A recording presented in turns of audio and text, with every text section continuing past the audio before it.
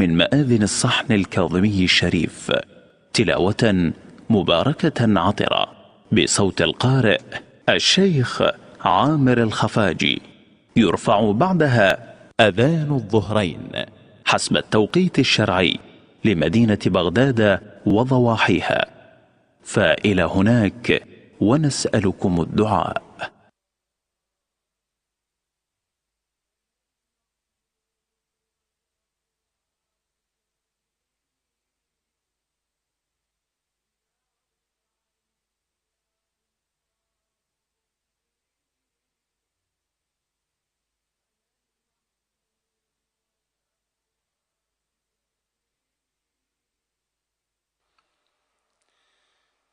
بسم الله الرحمن الرحيم.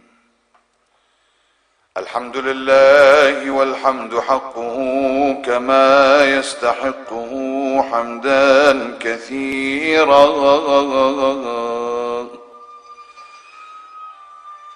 وأعوذ به من شر نفسي، إن النفس لأمارة بالسوء إلا ما رحم ربي،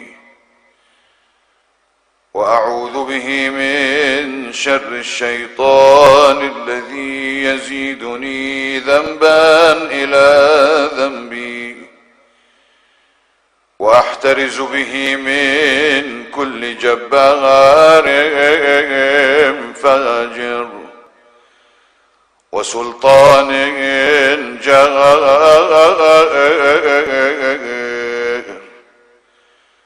وعدو قاهر.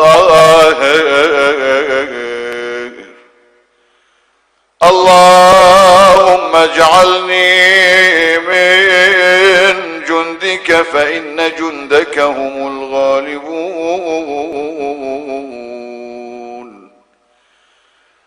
واجعلني من حزبك فإن حزبك هم المفلحون،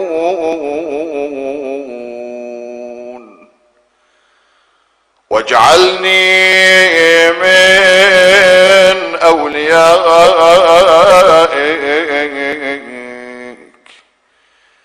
فإن أولياءك لا